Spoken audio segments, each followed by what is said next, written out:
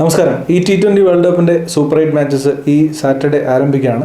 ഇന്ത്യക്ക് മാച്ച് ഉള്ളത് സൺഡേ ആണ്. പക്ഷേ അതിനു മുമ്പ് ഇന്ത്യയുടെ ഗ്രൂപ്പ് സ്റ്റേജിലെ മാച്ചസിൻ്റെ ഒരു ഓവറോൾ റിവ്യൂയും അതുപോലെ തന്നെ ഇന്ത്യയുടെ പോരായ്മകൾ, അഭിഷേക് ശർമ്മ, മിഡിൽ ഓവേഴ്സിലെ ഇന്ത്യയുടെ ബാറ്റിംഗ്, അങ്ങനെ ഒരുപാട് കാര്യങ്ങൾ നമുക്ക് ഡിസ്കസ് ചെയ്യാനുണ്ട്. കുറേ കമൻസ് കഴിഞ്ഞ വീഡിയോയിൽ ഇന്ത്യയുടെ മാച്ചിൻ്റെ നെതർലൻഡ്സുമായിട്ടുള്ള മാച്ചിൻ്റെ വീഡിയോയിൽ കുറേ കമൻസ് ഉണ്ടായിരുന്നു. സോ അതിന് മറുപടി പറയാനായിട്ടുണ്ട്. പ്രത്യേകിച്ച് അഭിഷേക് ശർമ്മയുടെ കാര്യത്തിൽ, തിലക് വർമ്മയുടെ കാര്യത്തിൽ, അങ്ങനെയുള്ള കാര്യങ്ങൾ. പിന്നീട് ഇന്ത്യക്ക് സൂപ്പർ 8 ഉള്ള എതിരാളികൾ, മാച്ചസ്, ഗ്രൗണ്ട്സ്, അങ്ങനെയുള്ള കാര്യങ്ങളൊക്കെ ഓവറോൾ ഒന്ന് ഡിസ്കസ് ചെയ്ത് പോകാനായിട്ടാണ് ഈ വീഡിയോ ഇപ്പോൾ ചെയ്യുന്നത്. ഇന്ത്യക്ക് ഗ്രൂപ്പ് സ്റ്റേജിൽ മൊത്തം 4 മാച്ച് ഉണ്ടായിരുന്നത്. ആ 4 മാച്ചിലും ഇന്ത്യ ഫസ്റ്റ് ബാറ്റ് ചെയ്യായിരുന്നു ഉണ്ടായിരുന്നത്. 3 മാച്ചിൽ എതിർ ടീമിന് ടോസ് കിട്ടി. അവസാനത്തെ മാച്ചിൽ നെതർലൻഡ്സുമായിട്ടുള്ള മാച്ചിൽ ഇന്ത്യക്ക് ടോസ് കിട്ടി, ഇന്ത്യ ബാറ്റ് ചെയ്തു. ബാക്കി 3 മത്സരങ്ങളും എതിർ ടീമിന് ടോസ് കിട്ടിയിട്ട് ഇന്ത്യ ബാറ്റ് ചെയ്യാൻ വിടുകയായിരുന്നു. അപ്പോൾ ഫസ്റ്റ് മാച്ചിൽ USA ആയിട്ട് ഇന്ത്യ 161 സ്കോർ ചെയ്തു. സെക്കൻഡ് മാച്ചിൽ നമീബിയ ആയിട്ട് 209 റൺസ് സ്കോർ ചെയ്തു. പാകിസ്ഥാനുമായിട്ട് 175, അതുപോലെ തന്നെ അവസാന മാച്ചിൽ നെതർലൻഡ്സുമായിട്ട് 193 റൺസ് സ്കോർ ചെയ്തു. ഇപ്പോൾ നമുക്ക് മെയിനായിട്ട് ഉള്ളൊരു വിമർശനം വരുന്നത്, ഇന്ത്യ 200+ സ്കോർ ചെയ്തുകൊണ്ടിരുന്ന, ഇതിനു മുമ്പ് നടന്ന ബൈലാറ്ററൽ സീരീസിലും മറ്റുമായിട്ട് ഇന്ത്യ 200+ സ്കോർ ചെയ്തിരുന്ന ഇന്ത്യയുടെ ഇൻറ്റൻറ്റ് കുറഞ്ഞു പോയി. ഈ വേൾഡ് കപ്പിലേക്ക് വന്നപ്പോൾ ഇന്ത്യക്ക് അത് ആ ഒരു ബിഗ് സ്കോറിലേക്ക് പോകാൻ സാധിക്കുന്നില്ല, മിഡിൽ ഓവേഴ്സിൽ ബിഗ് ഷോട്ട്സ് കളിക്കാനായിട്ട് സാധിക്കുന്നില്ല എന്നുള്ളതൊക്കെയാണ്. പക്ഷേ വാസ്തവം അതല്ല എന്നുള്ളതാണ് യാഥാർത്ഥ്യം. നമുക്ക് ഈ T20 വേൾഡ് കപ്പിൽ മൊത്തം 200+ സ്കോർ പോയ മാച്ചസ് ഒന്ന് നോക്കാം. മൊത്തം 7 മാച്ചസാണ് ഈ T20 വേൾഡ് കപ്പിൽ 200+ സ്കോർ പോയത്. Scotland vs Italy, south Africa vs Canada, Sri Lanka vs Oman, India vs Namibia, Ireland vs Oman, England vs Italy and Afghanistan vs Canada. So ഈ മാച്ചസിൻ്റെ എല്ലാം പ്രത്യേകത നോക്കുകയാണെന്നുണ്ടെങ്കിൽ എതിർ ടീമിൽ, ബോളിംഗ് ടീമിൽ ഉള്ളത് ഏതെങ്കിലും ചെറിയ ടീമുകളായിരിക്കും എന്നുള്ളതാണ്. അതായത് അസോസിയേറ്റ് നേഷൻസ് ആണ് മിക്കവാറും കാനഡ, ഇറ്റലി, ഒമാൻ, നമീബിയ എന്നിവരൊക്കെ ആണ് ഈ എതിരാളികളായിട്ടുള്ളത്. അപ്പോൾ അവരോട് എതിരെ കളിക്കുമ്പോഴാണ് മാത്രമാണ് 200-ന് മുകളിൽ സ്കോർ പോയിട്ടുള്ളത്. അതിനകത്ത് ഏറ്റവും വലിയ സ്കോർ എന്ന് പറയുന്നത് 235 ആണ്. സോ അത് ഒമാനുമായിട്ട് അയർലൻഡ് അടിച്ചതാണ്. 225 ശ്രീലങ്ക ഒമാനുമായിട്ട് അടിച്ചത്. സോ ഒരു ഈ ചെറിയ നേഷൻസിൻ്റെ കൂടെ എതിരെ മാത്രമേ 200+ സ്കോർ പോയിട്ടുള്ളൂ. സോ ഈ ഒരു വേൾഡ് കപ്പിൻ്റെ ഒരു പാറ്റേൺ നോക്കുകയാണെങ്കിൽ മൊത്തം മാച്ചസും അറൗണ്ട് 175, 180 ഒക്കെ തന്നെയാണ് മികച്ച ടീമുകൾ തമ്മിൽ കളിച്ചപ്പോഴത്തേക്ക് ഫസ്റ്റ് ബാറ്റ് ചെയ്തപ്പോൾ വന്ന സ്കോർ. സോ അതുകൊണ്ട് തന്നെ ഇന്ത്യ മാത്രം 200+ സ്കോർ ചെയ്യുന്നില്ല എന്നുള്ളത് വിറയിക്കുന്ന ഒരു കാര്യമേ അല്ല. കാരണം ICCയുടെ ഗ്രൗണ്ട്സ് ആണ് ഈ വേൾഡ് കപ്പിൽ ബയലാറ്ററൽ സീരീസിൽ നമ്മൾ കണ്ട പോലുള്ള ഗ്രൗണ്ട്സ് അല്ല. ബാലൻസ്ഡ് ആയിട്ടുള്ള ബോളിങ്ങിനും ബാറ്റിങ്ങിനും ഒരേപോലെ സപ്പോർട്ട് കിട്ടുന്ന ഗ്രൗണ്ട്സ് ആണ്. സോ അതുകൊണ്ട് തന്നെ അവിടെ മിഡിൽ ഓവേഴ്സ് കളിക്കുക എന്ന് പറഞ്ഞാൽ കുറച്ച് ബുദ്ധിമുട്ടുള്ള കാര്യമാണ്. സോ അത് നെഗോഷിയേറ്റ് ചെയ്തിട്ടാണ് എല്ലാ ടീമുകളും കളിക്കുന്നത്. ഇന്ത്യയും അതുപോലെ തന്നെയാണ്. അതുകൊണ്ടാണ് 175 to ഒരു 190 സ്കോറുകൾ വരുന്നത്. അതിനകത്ത് USA ആയിട്ടുള്ള മാച്ചുകൾ ഒഴിച്ചു കഴിഞ്ഞാൽ ബാക്കി എല്ലാ മാച്ചിലും ഇന്ത്യ 175+ സ്കോർ ചെയ്തിട്ടുണ്ട് എന്ന് നമുക്ക് കാണാനായിട്ട് സാധിക്കും. ഇനി ഉയർന്നു വരുന്ന മറ്റൊരു വിമർശനമാണ്, ഇപ്പോൾ അഹമ്മദാബാദിൽ നരേന്ദ്രമോദി സ്റ്റേഡിയത്തിൽ ഇന്ത്യ വേഴ്സസ് നെതർലൻഡ് മത്സരത്തിൽ ഇന്ത്യ 193 അടിച്ചുള്ളൂ. അവിടുത്തെ ആവറേജ് ഫസ്റ്റ് ഇന്നിംഗ് സ്കോർ എന്ന് പറഞ്ഞാൽ 200+ ആണ്. സോ അവിടെ ഇന്ത്യ എന്തുകൊണ്ട് 193, അതും നെതർലൻഡ് പോലൊരു ടീമിനെതിരെ 193 ഇന്ത്യക്ക് അടിക്കാൻ സാധിച്ചുള്ളൂ എന്നുള്ളതാണ്. പക്ഷേ അവിടെയും യാഥാർത്ഥ്യം മറ്റൊന്നാണ്. നമ്മൾ IPL-ലോ ബയലാറ്ററൽ സീരീസിലോ ഗ്രൗണ്ട് പ്രിപ്പയർ ചെയ്യുന്ന പോലെ അല്ല ICCയുടെ ടൂർണമെൻറ്റ്സിൽ ഗ്രൗണ്ട് പ്രിപ്പയർ ചെയ്യുന്നത്. ഇപ്പോൾ നമുക്ക് മൊത്തം 4 മത്സരങ്ങളാണ് ഈ ICC ടൂർണമെൻറ്റ്, അതായത് ഈ T20 വേൾഡ് കപ്പിൽ അവിടെ നരേന്ദ്രമോദി സ്റ്റേഡിയത്തിൽ നടന്നിട്ടുള്ളത്. അതിനകത്ത് ആകെ ഒരേ ഒരു മത്സരത്തിൽ മാത്രമാണ് ഒരു 200+ സ്കോർ പോയിരിക്കുന്നത്. അത് സൗത്ത് ആഫ്രിക്ക vs കാനഡ മത്സരത്തിലാണ് 217. അവിടെയും നമ്മൾ കാണേണ്ട കാര്യം കാനഡയാണ് എതിരാളി എന്നുള്ളതാണ്. ബാക്കി ഇപ്പോൾ സൗത്ത് ആഫ്രിക്ക vs ന്യൂസിലൻഡ് മത്സരം നടന്നു, അഫ്ഗാൻ vs സൗത്ത് ആഫ്രിക്ക മത്സരം നടന്നു. ഇതിലൊന്നും 200+ പോയില്ല. അതായത് ഒരു ക്വാളിറ്റി ബോളിംഗ് ടീം എതിർവശത്തുണ്ടെന്നുണ്ടെങ്കിൽ ഈ വേൾഡ് കപ്പിൽ നോക്കുകയാണെങ്കിൽ ഒരു മത്സരത്തിൽ പോലും 200+ സ്കോർ പോയിട്ടില്ല. ഒരു ഗ്രൗണ്ടിലും, എത്ര വലിയ ഗ്രൗണ്ടായാലും, ഡൽഹിയിൽ വെച്ച് മാച്ചസ് നടന്നിട്ടുണ്ട്. അതുപോലെ ചെറിയ ഗ്രൗണ്ട്സ്, അതായത് IPL പുഷ്പം പോലെ 230, 240 ഒക്കെ അടിക്കുന്ന ഗ്രൗണ്ടുകളിലെല്ലാം ഇപ്പോൾ ഗ്രൂപ്പ് സ്റ്റേജിൽ മത്സരങ്ങൾ നടന്നിട്ടുണ്ട്. പക്ഷേ അവിടെ ഒന്നും 200+ ഒരു ക്വാളിറ്റി ബോളിംഗ് സൈഡിൻ്റെ കൂടെ പോയിട്ടില്ല. അപ്പോൾ അതിനർത്ഥം വളരെ ബാലൻസ്ഡ് ആയിട്ടുള്ള പിച്ചുകളാണ് ഈ ഒരു T20 വേൾഡ് കപ്പിൽ ICC തയ്യാറാക്കിയിരിക്കുന്നത് എന്നുള്ളതാണ്. സോ അതിനനുസരിച്ച് ഇന്ത്യ കളിക്കുന്നു എന്നുള്ളത് വളരെ പോസിറ്റീവായിട്ടുള്ളൊരു കാര്യമായിട്ടാണ് ഞാൻ കഴിഞ്ഞ വീഡിയോയിൽ പറഞ്ഞത്. പക്ഷേ അതൊരു ഇന്ത്യയുടെ നെഗറ്റീവായിട്ടാണ് പലരും കാണുന്നതെന്നാണ് നമുക്ക് കമൻറ്റ് സെക്ഷനിൽ നോക്കുമ്പോൾ മനസ്സിലാക്കാനായിട്ട് സാധിക്കുന്നത്. അതുപോലെ തന്നെ മറ്റൊരു വിമർശനമാണ് അഭിഷേക് ശർമ്മ ഇപ്പോൾ അടുപ്പിച്ച് ഒരു 4 കളി, അതായത് ഈ വേൾഡ് കപ്പിൽ നോക്കുകയാണെന്നുണ്ടെങ്കിൽ സ്പെസിഫിക്കലി 3 കളി അടുപ്പിച്ച് ഡക്കായപ്പോഴത്തേക്ക് അഭിഷേക് ശർമ്മ എടുത്ത് മാറ്റിയിട്ട് സഞ്ജു സാംസനെ കളിപ്പിക്കണം എന്നുള്ളത്. ആ വികാരം നമുക്ക് മനസ്സിലാക്കാൻ പറ്റും. എനിക്കും സഞ്ജു സാംസൺ ഈ വേൾഡ് കപ്പിൽ ഇന്ത്യയുടെ ഓപ്പണറായിട്ട് കളിക്കണമെന്ന് ഒരുപാട് ആഗ്രഹിച്ച ആളാണ് ഞാൻ. എനിക്ക് സഞ്ജു സാംസൺ കളിക്കുന്നതിൽ ഇഷ്ടമാണ്. പക്ഷേ ഒരു സെലക്ടേഴ്സിൻ്റെ ഭാഗത്ത് നമ്മൾ നോക്കുമ്പോഴത്തേക്ക് അവർ ഇത്രയും ബയലാറ്ററൽ സീരീസിലും കഴിഞ്ഞ 1.5 വർഷമായിട്ട് പല പരീക്ഷണങ്ങളും നടത്തി അവർ ഫൈൻ ട്യൂൺ ചെയ്ത് കൊണ്ടുവന്ന ഒരു കോമ്പിനേഷനാണ് ഇപ്പോൾ ഇന്ത്യ ഈ വേൾഡ് കപ്പിൽ കളിച്ചുകൊണ്ടിരിക്കുന്നത്. കളിച്ചുകൊണ്ടിരിക്കുന്നത്. അതായത് ഏറ്റവും അവസാനം നമുക്കറിയാം ജിതേഷ് ശർമ്മയും സഞ്ജു സാംസണും വിക്കറ്റ് കീപ്പറായിട്ട് മിഡിൽ ഓർഡറിലാണ് കളിച്ചുകൊണ്ടിരുന്നത്. അതുവരെ അവർ മാറ്റി ശുഭ്മൻ ഗില്ലിനെ മാറ്റിയിട്ട് ടോപ്പ് ഓർഡറിൽ സഞ്ജു സാംസണെ ഫസ്റ്റ് ചോയ്സ് വിക്കറ്റ് കീപ്പറായിട്ട് സഞ്ജു സാംസണെ സെലക്ട് ചെയ്തിരുന്നതാണ്. Ishan Kishan second choice wicket കീപ്പറാണ്. സോ അവിടെ നിന്ന് ന്യൂസിലൻഡ് സീരീസിൽ എങ്ങനെയാണ് സഞ്ജു സാംസൺ പെർഫോം ചെയ്തത്, ഇഷാൻ കിഷൻ എത്ര മനോഹരമായിട്ട് പെർഫോം ചെയ്തിട്ടാണ് ടീമിൽ സ്വന്തം സ്ഥാനം പിടിച്ചു വാങ്ങിയതൊക്കെ നമ്മൾ കണ്ടാണ്. അപ്പോൾ ആ ഒരു സ്റ്റേജിൽ നിന്ന് ഒരു മിഡ് ഓഫ് ദ ടൂർണമെൻറ്റ് വന്നിട്ട് അഭിഷേക് ശർമ്മ ഒരു 3 കളി കളിച്ചില്ല എന്ന് പറഞ്ഞിട്ട് അഭിഷേക് ശർമ്മയെ മാറ്റിയിട്ട് സഞ്ജു സാംസണെ കളിപ്പിക്കണമെന്ന് പറയുന്നത് വളരെ ഒരു ബ്ലൈൻഡ് ആയിട്ടുള്ള ഒരു ഫാൻസിന് മാത്രമേ അത് പറയാനായിട്ട് സാധിക്കത്തുള്ളൂ. ഒരു മിഡ് ഓഫ് ദി ടൂർണമെൻറ്റ് അത് ഒരിക്കലും സാധിക്കില്ല. കാരണം അഭിഷേക് ശർമ്മ എന്ന് പറഞ്ഞാൽ ഇന്ത്യയുടെ കഴിഞ്ഞ ഇപ്പോൾ അഭിഷേക് ശർമ്മ തുടങ്ങിയപ്പോൾ മുതൽ ആദ്യം അഭിഷേക് ശർമ്മ ടീമിൽ വന്ന സമയത്ത് ജയ്സ്വാൽ അഭിഷേക് ശർമ്മ ആര് വേണമെന്ന് പറയുമ്പോൾ ഞാൻ ജയ്സ്വാലിൽ നിന്ന് വാദിച്ചിരുന്ന ഒരാളാണ്. പക്ഷേ പിന്നീടുള്ള അഭിഷേക് ശർമ്മയുടെ കൺസിസ്റ്റൻ്റ് ആയിട്ടുള്ള പെർഫോമൻസ് കൊണ്ട് എല്ലാവരുടെയും വായടപ്പി ഞാനടക്കമുള്ള ആൾക്കാർക്ക് കൺവിൻസിംഗ് ആയിട്ട് അഭിഷേക് ശർമ്മ ഇന്ത്യയുടെ T20 ഓപ്പണറാണെന്ന് പ്രൂവ് ചെയ്തൊരു പ്ലെയറാണ്. അത് ഇത്രയും ഹൈ സ്ട്രൈക്ക് റേറ്റിൽ, അതായത് അറൗണ്ട് 200 സ്ട്രൈക്ക് റേറ്റിൽ കളിക്കുന്ന ഒരു ബാറ്റ്സ്മാൻ ഇത്രയും കൺസിസ്റ്റൻ്റ് ആയിട്ട് ബാറ്റ് ചെയ്യുക എന്ന് പറയുന്നത് ഇറ്റ്സ് ഇമ്പോസിബിൾ എന്ന് പലരെ കൊണ്ടും പറയിപ്പിച്ചാണ്. ഇപ്പോൾ പലരുടെയും വിമർശനം എന്താണെന്ന് വെച്ചാൽ അഭിഷേക് ശർമ്മയ്ക്ക് ടെക്നിക്കലി സൗണ്ട് അല്ല, അഭിഷേക് ശർമ്മയുടെ ടെക്നിക്ക് പോരാ, ഫുട് വർക്ക് പോരാ എന്നൊക്കെ ഉള്ളതാണ്. അഭിഷേക് ശർമ്മ ഒരുപാട് ടെക്നിക്സിനെ ഡിപ്പെൻഡ് ചെയ്യുന്ന ഒരു ബാറ്റ്സ്മാൻ അല്ല, ഹാൻഡ് ഐ കോർഡിനേഷനെ ഡിപ്പെൻഡ് ചെയ്യുന്ന ഒരു ബാറ്റ്സ്മാനാണ്. അപ്പോൾ സേവാഗിനെ പോലെയൊക്കെ. അപ്പോൾ സേവാഗൊക്കെ ടെസ്റ്റിൽ എത്ര ട്രിപ്പിൾ സെഞ്ചുറി അടിച്ചിട്ടുണ്ടെന്ന് നമുക്കറിയാം. അപ്പോൾ വെറും ഹാൻഡ് ഐ കോർഡിനേഷൻ മാത്രം വെച്ചിട്ട് ടെസ്റ്റ് പോലുള്ള ഡിഫിക്കൽട്ടായിട്ടുള്ള ഒരു ഫോർമാറ്റിൽ ട്രിപ്പിൾ സെഞ്ചുറി അടിക്കാൻ പറ്റുന്ന സേവാഗൊക്കെ ഉണ്ടെന്നുണ്ടെങ്കിൽ ഇതേ ഹാൻഡ് ഐ കോർഡിനേഷൻ വെച്ചിട്ട് ഈസി ആയിട്ട് T20 ഫോർമാറ്റിലൊരു ബാറ്റ്സ്മാൻ സർവൈവ് ചെയ്യാൻ പറ്റും.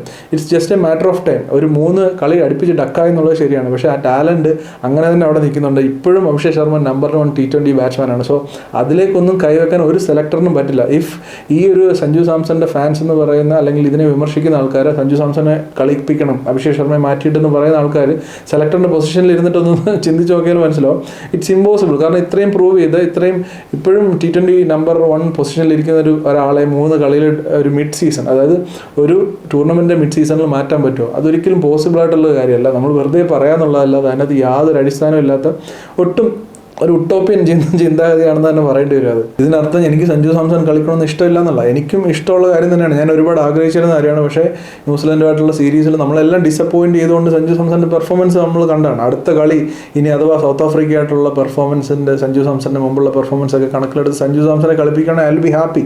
പക്ഷേ ശരിക്കും ഒരു ന്യായം പറയുകയാണെന്നുണ്ടെങ്കിൽ ന്യായം അതല്ല എന്നുള്ളതാണ് യാഥാർത്ഥ്യം. അത് നമ്മളെല്ലാം മനസ്സിലാക്കേണ്ട ഒരു കാര്യമാണ്. ഇനി നമുക്ക് വേറെ കാര്യമാണ് ഈ മിഡ് ഓവേഴ്സിലെ ഡോട്ട് ബോൾസ്, അതുപോലെ തന്നെ മിഡ് ഓവേഴ്സിലെ സ്ട്രൈക്ക് റേറ്റ്. തിലക് വർമ്മ, സൂര്യകുമാർ യാദവ്, ഹർദിക് പാണ്ഡ്യ എന്നിവരുടെ അത് തീർച്ചയായിട്ടും കമൻറ്റ് ബോക്സിൽ പറഞ്ഞ ആൾക്കാരുടെ കൺസേൺ തീർച്ചയായിട്ടും ഉള്ളതാണ്. ഈ ഡോട്ട് ബോൾസിൻ്റെ നമ്പേഴ്സ് വളരെ കൂടുതലാണ്, പ്രത്യേകിച്ച് ഹർദിക് പാണ്ഡ്യയുടെ കഴിഞ്ഞ ഇന്നിങ്സിൽ, അതുപോലെ തന്നെ തിലക് വർമ്മയിലെ ചില ഇന്നിങ്സിലൊക്കെ സ്ട്രൈക്ക് റേറ്റ് കുറവാണെങ്കിൽ പോലും അത് കുഴപ്പമില്ല. മിഡ് ഓവേഴ്സിൽ സ്ട്രൈക്ക് റേറ്റ് കുറഞ്ഞ രീതിയിൽ ബാറ്റ് ചെയ്താൽ അതൊരു പ്രശ്നമുള്ള കാര്യമല്ല. പക്ഷേ ഡോട്ട് ബോൾസ് വരുന്നത് തീർച്ചയായിട്ടും കൺസേണിംഗ് ആയിട്ടുള്ള കാര്യം തന്നെയാണ്. സിംഗിൾസും ഡബിൾസും തീർച്ചയായിട്ടും വരണം മിഡ് ഓവേഴ്സിൽ. അത് തീർച്ചയായിട്ടും തിലക് വർമ്മയും സൂര്യകുമാർ യാദവ് ഒക്കെ അത് ചെയ്യാൻ അറിയാത്ത ആൾക്കാരല്ല. കാരണം പ്രത്യേകിച്ച് സൂര്യകുമാർ യാദവ് ഇത്ര എക്സ്പ്ലോസീവായിട്ട് കളിക്കുന്ന ഒരു ബാറ്റ്സ്മാൻ അങ്ങനെ കളിക്കുന്നുണ്ടെങ്കിൽ അത് കണ്ടീഷൻസ് ബുദ്ധിമുട്ടായിട്ടാണ്, അല്ലെങ്കിൽ മിഡിൽ ഓവേഴ്സിൽ നെഗോഷിയേറ്റ് ചെയ്യാൻ ബുദ്ധിമുട്ടായിട്ടാണ്, അങ്ങനെയാണ് പോകേണ്ടത് ടീമിൻ്റെ സ്ട്രാറ്റജി എന്നുള്ളതുകൊണ്ടാണ് നമ്മൾ മനസ്സിലാക്കണം. അല്ലാതെ ഒരു ഇൻറ്റൻറ്റ് ഇല്ലാത്ത പ്ലേയേഴ്സ് അല്ല ഈ തിലക് വർമ്മ ആയാലും അല്ലെങ്കിൽ സൂര്യകുമാർ യാദവ് അല്ലെങ്കിൽ ഈവൻ ഹർദിക് പാണ്ഡ്യ ആയാലും പോലും. സോ അവിടെ മിഡിൽ ഓവേഴ്സിൽ നമ്മുടെ ഈ വേൾഡ് കപ്പിൽ കളിക്കാൻ ബുദ്ധിമുട്ടുള്ളൊരവസ്ഥയുണ്ട്. പ്രത്യേകിച്ച് സ്പിന്നേഴ്സിനെ പ്രത്യേകിച്ചും കളിക്കാൻ ബുദ്ധിമുട്ടുള്ളൊരു ഇതുള്ളത് കൊണ്ട് തന്നെ വളരെ പ്രത്യേകിച്ച് വേറെ കാര്യങ്ങളുണ്ട്. മിഡിൽ ഓവേഴ്സിൽ അല്ലെങ്കിൽ ഒരു 10 ഓവറിനകത്ത് കൂടുതൽ വിക്കറ്റ് പോയിട്ടുള്ള ഒരു ടീമും ഈ ഒരു T20 വേൾഡ് കപ്പിൽ രക്ഷപ്പെട്ടിട്ടില്ല. വിക്കറ്റ് ഹോൾഡ് ചെയ്ത് കയ്യിൽ വെച്ചുകൊണ്ട് ഒരു 15 ഓവർ 13, 14 ഓവർ വരെയൊക്കെ എത്തിയ ടീംസാണ് ഇവിടെ വിജയിച്ചിരിക്കുന്നത്. എക്സാമ്പിൾ സിംബാബ്വെ ഓസ്ട്രേലിയക്കെതിരെ, ഓസ്ട്രേലിയ തിരിച്ച് സിംബാബ്വെക്കെതിരെ ബാറ്റ് ചെയ്യാൻ ഇറങ്ങിയാൽ നമുക്കറിയാം. ഫുൾ ഇൻറ്റൻറ്റ് കാണിച്ച് അടിക്കാൻ പോയിട്ട് എങ്ങനെയാണ് സിംബാബ്വെയായിട്ട് തോറ്റം നമുക്കറിയാം. സോ അവരുടെ അപ്രോച്ച് കറക്റ്റ് ആണെന്നാണ് എൻ്റെ ഒരു അഭിപ്രായം. പക്ഷേ നമ്പർ ഓഫ് ഡോട്ട് ബോൾസ് തീർച്ചയായിട്ടും കുറയ്ക്കേണ്ടതാണ്. ആ ഒരു കാര്യം ഇമ്പ്രൂവ് ചെയ്യേണ്ടതാണ്, അതിനകത്ത് യാതൊരു സംശയമില്ല. അപ്പോൾ ഞാൻ ഇത്രയും പറഞ്ഞുകൊണ്ട് ഇനി മുന്നോട്ടുള്ള മാച്ചസ് എല്ലാം ഇന്ത്യ ജയിക്കും എന്നുള്ളതല്ല. ഇന്ത്യ ജയിക്കുകയോ തോൽക്കുകയോ ഒരു T20 മാച്ചിൽ പ്രത്യേകിച്ചും ഏറ്റവും മികച്ച 8 ടീമുകൾ കളിക്കുമ്പോൾ ഏതൊരു ടീമിനെയും തോൽപ്പിക്കാനായിട്ട് പറ്റും. അതുകൊണ്ട് ഇന്ത്യ ജയിക്കും എന്നുള്ളൊരു ഗ്യാരണ്ടി ഒന്നുമില്ല. പക്ഷേ ഇന്ത്യ ഇപ്പോൾ ഉള്ളതിൽ വെച്ച് ഫേവറേറ്റ്സ് ആണ്. ഏറ്റവും മികച്ച ബാറ്റിംഗ് ലൈനപ്പാണ്, ഏറ്റവും മികച്ച ബോളിംഗ് ലൈനപ്പാണ്, അവരുടെ സ്ട്രാറ്റജീസ് കറക്റ്റാണ്, അവർ ഹെഡ് ചെയ്തുകൊണ്ടിരിക്കുന്നത് കറക്റ്റായിട്ടുള്ള സ്ട്രാറ്റജീസ് വെച്ചിട്ടാണ് എന്നുള്ള കാര്യത്തിൽ എനിക്ക് യാതൊരു സംശയമില്ല. പക്ഷേ ഓൺ എ ഗിവൺ ഡേ ഏതൊരു ടീമിനെയും തോൽപ്പിക്കാൻ പറ്റും എന്നുള്ളത് കൊണ്ട് തന്നെ ഇന്ത്യയുടെ ജയമൊന്നും ഗ്യാരണ്ടി ആയിട്ടൊന്നുമല്ല. ഇനി സൗത്ത് ആഫ്രിക്ക ആയിട്ടുള്ള ഇന്ത്യയുടെ മാച്ച് വരുന്നുണ്ട്. ബേസിക്കലി എനിക്ക് സൗത്ത് ആഫ്രിക്ക ജയിക്കണമെന്ന് ആഗ്രഹിക്കുന്ന ഒരാളാണ്. ഞാനൊരു സൗത്ത് ആഫ്രിക്ക ഫാനാണ്. അതുകൊണ്ട് ആ മാച്ചിൽ സൗത്ത് ആഫ്രിക്ക ജയിക്കണം എന്നാണ് ഞാൻ ആഗ്രഹിക്കുന്നത്. എന്ന് വെച്ചിട്ട് ഇന്ത്യ ഫേവറേറ്റ്സ് ആണെന്നുള്ളൊരു ഫാക്റ്റ് അത് മാറ്റുന്നില്ല. ഇന്ത്യക്ക് തന്നെയാണ് ചാൻസ് കൂടുതൽ. ബട്ട് സൗത്ത് ആഫ്രിക്ക ജയിക്കുകയാണെന്നുണ്ടെങ്കിലായിരിക്കും എനിക്ക് കൂടുതൽ സന്തോഷം എന്നുള്ളതാണ് യാഥാർത്ഥ്യം. ഇന്ത്യയുടെ വരുൺ ചക്രവർത്തി, ജസ്പ്രീത് ബുംറ, ഈ പറയുന്ന ബോളേഴ്സിൻ്റെ ക്വാളിറ്റി എതിർ ടീം അവരെ കളിപ്പോൾ പാകിസ്ഥാൻ ഒരു ഉസ്മാൻ താരിഖ് വന്നപ്പോൾ അവർക്കുണ്ടാകുന്ന ആ 4 ഓവറിൻ്റെ ബുദ്ധിമുട്ട് നമുക്ക് മനസ്സിലാവും. അതുപോലെ ഇന്ത്യക്ക് ഉള്ളത് ബുംറ, വരുൺ ചക്രവർത്തി 2 പേര് ഏറ്റവും മെയിനായിട്ട്. അതിനുശേഷം ഈ അക്ഷർ പട്ടേൽ ആയാലും കുൽദീപ് യാദവ് ആയാലും എല്ലാം അത്രയും ക്വാളിറ്റി ആയിട്ട് എറിയാൻ പറ്റുന്ന, അതായത് മറ്റുള്ള ടീമുകളുടെ ഏറ്റവും മികച്ച ബോളേഴ്സിൻ്റെ ക്വാളിറ്റി ഉണ്ട് ഇന്ത്യയുടെ സെക്കൻഡറി ബോളേഴ്സിൻ്റെ ക്വാളിറ്റി ആയിട്ട് മാച്ച് ചെയ്യാൻ പറ്റുന്ന ഒരു കാര്യം. സോ അതുകൊണ്ടാണ് പറയുന്നത് ഇന്ത്യ ഫേവറേറ്റ്സ് ആണെന്നുള്ളത്. എന്തായാലും നമുക്കിനി ഇന്ത്യയുടെ ഈ സൂപ്പർ 8-ലെ മാച്ചസ് നമുക്ക് നോക്കാം. ഫസ്റ്റ് മാച്ച് സൗത്ത് ആഫ്രിക്കയായിട്ടാണ്. അത് അഹമ്മദാബാദിലാണ് നടക്കുന്നത്. അഹമ്മദാബാദ് ഇപ്പോൾ ഓൾറെഡി സൗത്ത് ആഫ്രിക്കയുടെ ഒരു ഹോം ഗ്രൗണ്ടായിട്ട് മാറിയിട്ടുണ്ട്. ഇതുവരെയുള്ള സൗത്ത് ആഫ്രിക്കയുടെ മിക്ക മത്സരങ്ങളും അവിടെയാണ് നടന്നത്. സോ അതുകൊണ്ട് തന്നെ അവർക്ക് ആ കണ്ടീഷൻസുമായിട്ട് നല്ല രീതിയിൽ അവർക്ക് ഇതാണ്. ഇനി മുന്നോട്ടും സൗത്ത് ആഫ്രിക്കയുടെ കൂടുതൽ മാച്ചസ് അവിടെ തന്നെയാണ് നടക്കുന്നത് എന്നുള്ളത് അവരെ സംബന്ധിച്ച് വലിയൊരു അഡ്വാൻറ്റേജ് ആണ്. ഇനി അഥവാ എങ്ങനെ അവർ ഫൈനലിൽ കയറിയാലും ഫൈനൽ മിക്കവാറും പാകിസ്ഥാൻ ഇല്ലാന്നുണ്ടെങ്കിൽ അഹമ്മദാബാദിൽ തന്നെ ആയിരിക്കും. സോ അതൊരു ബിഗ് അഡ്വാൻറ്റേജ് ആണ് സൗത്ത് ആഫ്രിക്കയ്ക്ക്. അവിടെ സൗത്ത് ആഫ്രിക്ക ഒരു പോരായ്മ എന്താണ്, അവർക്കൊരു റിസ്ക് സ്പിന്നർ ഇല്ല, ഒരു മിസ്റ്ററി സ്പിന്നർ ഇല്ല എന്നുള്ളതാണ്. വിക്കറ്റ് ടേക്കിംഗ് സ്പിന്നർ ഇല്ല എന്നുള്ളതാണ് അവർ ഇന്ത്യൻ കണ്ടീഷൻസിൽ ഏറ്റവും മോശമായിട്ട് ഉള്ളൊരു പ്രശ്നം. പക്ഷേ അഹമ്മദാബാദിൻ്റെ കണ്ടീഷൻസ് എന്ന് പറഞ്ഞാൽ അതിനെ നള്ളിഫൈ ചെയ്യുന്ന ഒരു ഗ്രൗണ്ടാണ്. അതുകൊണ്ട് തന്നെ കുറച്ചും കൂടെ ഇവർ തമ്മിലുള്ള ഒരു അന്തരം കുറയാണ് ഇന്ത്യ സൗത്ത് ആഫ്രിക്ക തമ്മിൽ.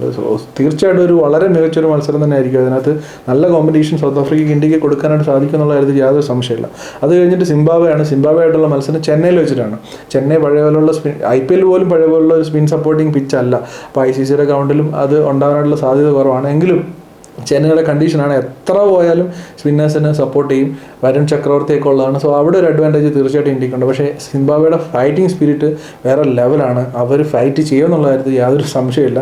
അവിടെയും ഇന്ത്യ ശ്രദ്ധിച്ചേ പറ്റൂ. അത് കഴിഞ്ഞിട്ട് വെസ്റ്റ് ഇൻഡീസുമായിട്ട് ഈഡൻ ഗാർഡൻസിനാണ്. West Indies and Eden Gardens നല്ലൊരു കോമ്പിനേഷനാണ്. എന്തുകൊണ്ടാണെന്ന് വെച്ചാൽ ചെറിയ ഗ്രൗണ്ടാണ്. വെസ്റ്റ് ഇൻഡീസ് ബാറ്റ്സ്മാൻമാരുടെ ഒരു പവർ നമുക്കറിയാം, ഹിറ്റിംഗ് പവർ. സോ അവിടെയും തീർച്ചയായിട്ടും വെസ്റ്റ് ഇൻഡീസിന് ചാൻസ് ഉണ്ട്. നല്ല റേഞ്ചിൽ ഒരു 1-2 ബാറ്റ്സ്മാൻമാർ അവിടെ ഫോം ആയി കഴിഞ്ഞാൽ വെസ്റ്റ് ഇൻഡീസിന് വേണമെന്നുണ്ടെങ്കിൽ കളി നേരെ തിരിക്കാനായിട്ട് പറ്റും. അവിടെ ഇന്ത്യൻ സ്പിന്നേഴ്സിന് സപ്പോർട്ട് കിട്ടും എന്നൊക്കെ ഉള്ള പ്രതീക്ഷ നമുക്കുണ്ടെങ്കിൽ പോലും വെസ്റ്റ് ഇൻഡീസിന് ചെറിയ ഗ്രൗണ്ട് ആയത് അവർക്കൊരു അഡ്വാൻറ്റേജ് ആണ്. അതുമാത്രമല്ല വെസ്റ്റ് ഇൻഡീസ് നല്ല ഫോമിലാണ്, നല്ലൊരു ടീം, നല്ല ജെല്ലായിട്ടാണ് കളിക്കുന്നത്. സിംബാബ്വേയും നല്ല ടീം, നല്ല ജെല്ലായിട്ടാണ് ഇരിക്കുന്നത്.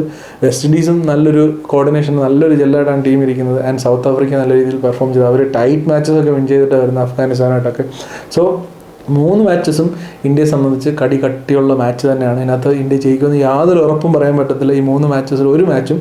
പക്ഷേ quality of the team, strategies എല്ലാം, അതുപോലെ തന്നെ ബാറ്റിങ്ങിലായാലും ബോളിങ്ങിലായാലും എങ്ങനെ രീതിയിൽ നോക്കിയാലും ഈ സൂപ്പർ 8-ലുള്ള മറ്റ് ടീമുകളെക്കാട്ടിലെല്ലാം മികച്ച ടീം എന്ന് പറയുന്നത് ഇന്ത്യ തന്നെയാണെന്നുള്ള കാര്യത്തിൽ യാതൊരു സംശയമില്ല. സോ ഇപ്പോൾ പറഞ്ഞു വന്നതിൻ്റെ ആകത്തുക എന്താണെന്ന് വെച്ചാൽ ഐ ബാക്ക് അഭിഷേക് ശർമ്മ. അഭിഷേക് ശർമ്മ തീർച്ചയായിട്ടും തിരിച്ചു വരുമെന്ന് ഞാൻ വിശ്വസിക്കുന്നു. It's just A matter of time തന്നെ ഞാൻ വീണ്ടും പറയുന്നു.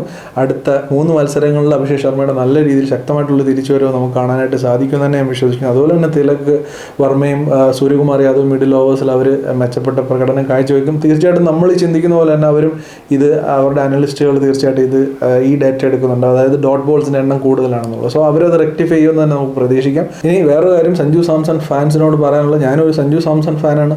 പക്ഷേ ഇവിടെ വന്നിട്ട് ഈ സഞ്ജു സാംസനെ അല്ലെങ്കിൽ അഭിഷേക് ശർമ്മയോട് കമ്പയർ ചെയ്തിട്ട് സഞ്ജു സാംസനെ വിമർശിക്കാൻ എനിക്ക് ഇതുണ്ട്. അഭിഷേക് ശർമ്മയെ ഞാൻ വിമർശിക്കില്ല എന്നൊന്നും പറയുന്നതിൽ അർത്ഥമില്ല.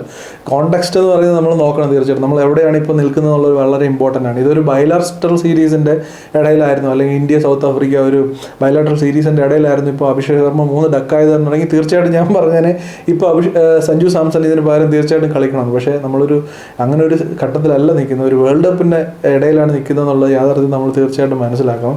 അത് എത്ര അന്ധമായിട്ടുള്ള ഫാനാണെങ്കിൽ പോലും ഒരു ടീമിന് വേണ്ടിയാണ് കളിക്കുന്നത്. ആ ടീമിൻ്റെ സ്ട്രാറ്റജീസ്, ആ ടീമിൻ്റെ വിജയം, അതൊക്കെ തന്നെയാണ് എപ്പോഴും ഇമ്പോർട്ടൻറ്റ്, ഇൻഡിവിജ്വൽ പ്ലെയേഴ്സിൻ്റെ ഇതല്ല. അതുകൊണ്ട് തന്നെ സഞ്ജു സാംസന് കളിക്കാനുള്ള സാധ്യത തീരെ എനിക്ക് തോന്നുന്നത് 99% ഇല്ല എന്ന് തന്നെയാണ് എനിക്ക് തോന്നുന്നത്. സോ അതാണ് സൂപ്പർ 8-ൽ ഇന്ത്യയുടെ മാച്ചസ്, അതിനെ പറ്റിയിട്ടൊക്കെയുള്ള പ്രതീക്ഷകളും കാര്യങ്ങളൊക്കെ. സൗത്ത് ആഫ്രിക്ക ഈ ഒരു ഗ്രൂപ്പിൽ നിന്ന് സൗത്ത് ആഫ്രിക്ക സൂപ്പർ 8-ൽ നിന്ന് കയറി സെമീസിൽ എത്തണമെന്ന് എനിക്ക് ആഗ്രഹമുണ്ട്.